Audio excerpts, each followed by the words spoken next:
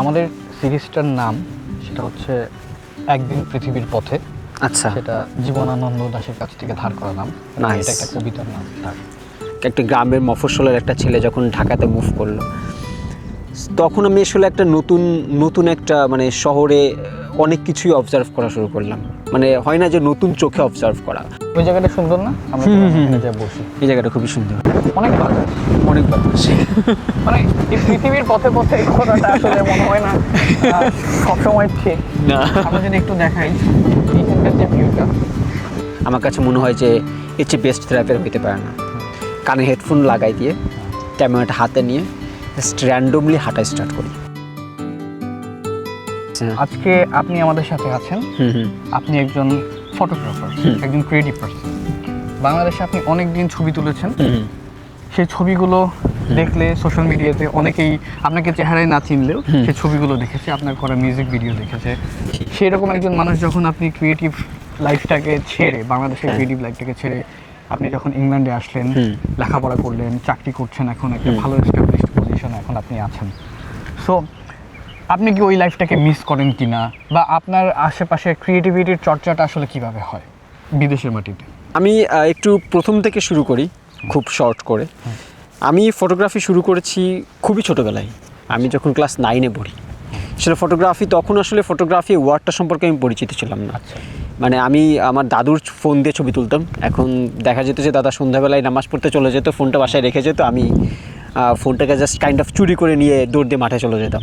যে মানে ছবি তুলতাম র্যান্ডমলি, লাইক আপনার সানসেটের ছবি তুলছি, খেজুর গাছের ছবি তুলছি, বা হচ্ছে যে মানে পানির ফোঁটা পড়তে সেটার ছবি তুলছি, সেটা হাবিজাবি ছবি তুলতাম। তো একদিন আমার কাজিন এসে আমাকে বললো যে তুই তো দারুণ ফটোগ্রাফি করিস। তো আমি বললাম যে ফটোগ্রাফি মানে that was the moment I hard first time that something call photography. আমি বাংলাদেশে যখন প্রথম মানে আমি যখন মানে একটা গ্রামের মফস্বলের একটা ছেলে যখন ঢাকাতে মুভ করলো, তখন আমি আসলে একটা নতুন একটা মানে শহরে অনেক কিছুই অবজার্ভ করা শুরু করলাম। মানে হয় না যে নতুন চোখে অবজার্ভ করা। যারা ঢাকাতে বড় হয়েছে তাদের জন্য তো এই চোখটা হয়তো বা ওইভাবে করে নাই যে তারা এই ঢাকা শহরটাকে কীভাবে দেখে বা কীভাবে অবজার্ভ করবে। সো ওই অবজারভেশনের চোখ থেকে আসলে আমি আগে মানুষের চেহারার মধ্যে যে গল্প সেগুলোকে আগে চিন্তা করলাম। অ্যান্ড দেন ফটোগ্রাফি তো একটা ছোটোখাটো স্কিল ছিল ওই সময়। সো তখন ওই গল্পগুলোকে আসলে ক্যামেরার মাধ্যমেই তুলে আনা যেটা সেটাই। তখনও তো আমি স্ট্রিট ফটোগ্রাফি বা ফটোগ্রাফির অনেক ধরনের জনরা আসবে, এইগুলো নিয়ে আমার তখনও কোনো আইডিয়া নেই, কোনো কিছুই নাই। লিটারেলি আমি জাস্ট মানে আউট অফ নোওয়্যার আমি জাস্ট ছবি তোলা স্টার্ট করছি। তো আমি হচ্ছে যে তখন ইঞ্জিনিয়ারিং শেষ করে তারপর আমি সারা বাংলাতে ঢুকলাম অ্যাজ এ মাল্টিমিডিয়া জার্নালিস্ট। তখন আসলে আমার কাজের পরিসরটা আরও বড় হলো। তখন আমি আসলে মানে আমার যে স্কিল ডেভেলপ হয়েছিল সেই স্কিলটা আমি মানে খুব মানে প্রফেশনাল ওয়েতে কাজে লাগানোর সুযোগ পেলাম। তো এভাবে করে আসলে আমার জার্নালিজম মানে জীবনটা শুরু হয় সারা বাংলা দিয়ে। তো তারপর ফটোগ্রাফিটা ওর মধ্যেই চলতে থাকে এবং ফটোগ্রাফিটাও করতেছি। তখন আমাদের পত্রিকাগুলোতে সেগুলো পাবলিশ হইতেছে এবং সেই জায়গা থেকে আসলে প্রফেশনালি কাজটাও শুরু হয়। ওই জায়গাটা সুন্দর না? আমরা এখানে যা বসি, এই জায়গাটা খুবই সুন্দর। তো অনেক বাতাস।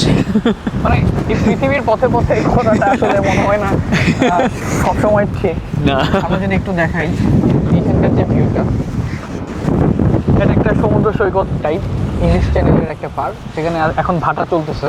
হ্যাঁ, বাট প্রচন্ড বাতাস। আমাদের কথা বলতে অসুবিধা হইতেছে, বাট উই আর এনজয়িং। হ্যাঁ, টু বি অনেস্ট, আমি আসলে এখন পিছনে ফেরত যাচ্ছি। হ্যাঁ, কারণ ওইখানে যে মনে হয় না শুট করা এখন সম্ভব না।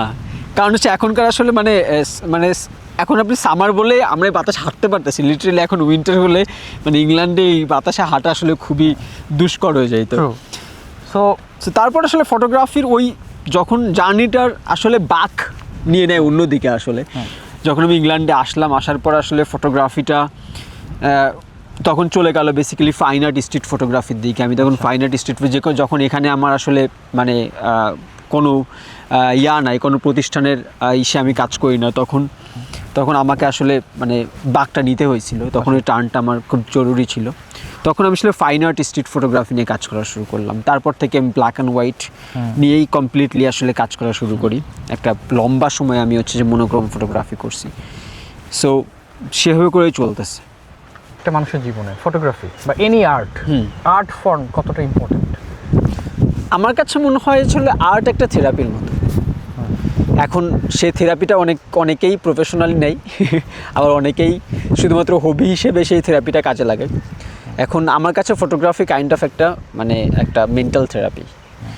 এখন যদি জিজ্ঞেস করেন যে কীভাবে, সেটা হলো যে এখন দেখেন, মনে করেন যে আমি এখন প্রফেশনাল কথাবার্তায় বলতেছি না, ধরে নেন আমি প্রফেশনালি ফটোগ্রাফি করি না, কিন্তু আসলে ফটোগ্রাফিটা আমি যখন ফিল করি যে না আসলে আমার মানে লাইফটা অনেক কিছু মিলায়, কাজের প্রেশার, তখন ইংল্যান্ডে যেহেতু আমি প্রফেশনালি কাজটা ওরকম খুব বেশি করি না, আমার যেহেতু অন্য ডিফারেন্ট প্রফেশন, যখন আমার লাইফটা অনেক ডাউন ফিল হয় তখন আসলে থেরাপি হিসেবে আমি ক্যামেরাটা উঠাইনি হাতে।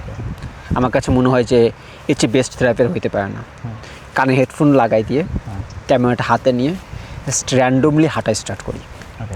এখন আমার কাছে এখন এইটা আসলে প্রতিটা মানে মানুষের জীবনে কোনো না কোনো প্যাশন আছে, যেই প্যাশনটা আসলে মানুষকে এভাবে করে কাজে লাগে। যখন আপনি লেখালেখি পছন্দ করেন, আপনার কাছে মনে হয় যখন ডাউন ফিল হচ্ছে বা কোনো কিছু ভালো লাগতেছে না, বাট কোথাও নিরালা কোথাও যে আমি একটু লেখালেখি করি, যেটাকে আমাকে একটা মেন্টাল একটা পিস দিবে আর কি। তা আমরা একটু ফর্মালি শেষ করি, তাই না? তো বিষয়টা হচ্ছে যে আজকে আমরা যে আলোচনাগুলো করলাম, যারা দর্শক আছেন তারা হয়তো বা অনেকবার কেটে কেটে দেখেছেন বিষয়গুলো। একবার আমরা মোবাইলে ক্যামেরাতে ব্লগের মতো করে করছি, আবার একটা ক্যামেরা সেটআপে আমরা করছি। এটাই আসলে আমাদের এই পুরো সিরিজটার মানে আমরা যদি বলি একদিন পৃথিবীর পথের একটা আলাদা করে বিশেষত্ব হবে, এই জন্য যে এটার আসলে আলাদা করে কোনো সেটআপ নাই, এটা খুবই র টাইপের একটা কাজ, যেখানে আমরা নিজেদের মতো করে গল্প করলাম, এক কথা থেকে আরেক কথাতে গেলাম, এবং মানুষের সাথে আলোচনা করার একটা, আমি বলবো যে একটা রাস্তাঘাটে দাঁড়ায় থাকার একটা প্ল্যাটফর্ম। আমরা চায়ের দোকানে হয়তো বা এখানে আমরা একদিন কফি শপে বসে করতে পারি, হইতেই পারে এরকম করে আর কি। সো আমাদের কাছ থেকে দর্শকদের কাছে একটা অনুরোধ থাকবে, আজকে যে যদি কোনো ভুল ত্রুটি হয়ে থাকে ক্যামেরা সেটআপে বলেন, মাফ করার দরকার নেই, আপনারা সাজেশন দিতে পারেন, বাট সেগুলো অ্যাপ্রোপ্রিয়েটলি আমরা মানে কি বলবো এটাকে ইমপ্লিমেন্ট করতে পারবো কিনা সেটা আমি এখনো জানি না, কারণ আমাদের অনেক লিমিটেশন রয়েছে। দেশের বাইরে যেটা নিয়ে আমরা কথা বলছিলাম এতক্ষণ, ক্রিয়েটিভিটি চর্চা যারা বাংলাদেশে একবার চর্চা করে আসছেন, দেশের বাইরে গিয়ে ফিল্ম মেকিং, ফটোগ্রাফি, গান গাওয়া হয়তো বা যায় সম্ভবত, কিন্তু ফিল্ম মেকিং করাটা একটা যেহেতু টিমের ব্যাপার, এটা আসলে ওইভাবে হয় না। অবশ্যই মানে অনেক কিছু অনেক লিমিটেশনস থাকে। সো দেখা যাক আমাদের এই একদিন পৃথিবীর পথে সিরিজটা আসলে কিভাবে যায়, কত দূর আগায়। না অবশ্যই থ্যাংক ইউ সো মাচ ভাই। আজকে আমার সাথে আপনি প্রথম পৃথিবীর পথে আজকে আমার সাথে হাঁটলেন। থ্যাংক ইউ আপনাকে, আপনি আমাকে সময় দিলেন। আমরা অনেকদিন যাবতই গল্প করছিলাম এগুলো নিয়ে। চলেন আমরা শেষ করি। হ্যাঁ, আমি লাস্টে ওই পর্যন্ত যে বলবো ভাই ক্যামেরাটা ধরতে নিয়ে আসি, না এগুলো আমরা দিতে পারি, বুঝছেন? এগুলো ফান ভাই, ক্যামেরা ভুলে গেছি, ক্যামেরাটা নিয়ে আসি।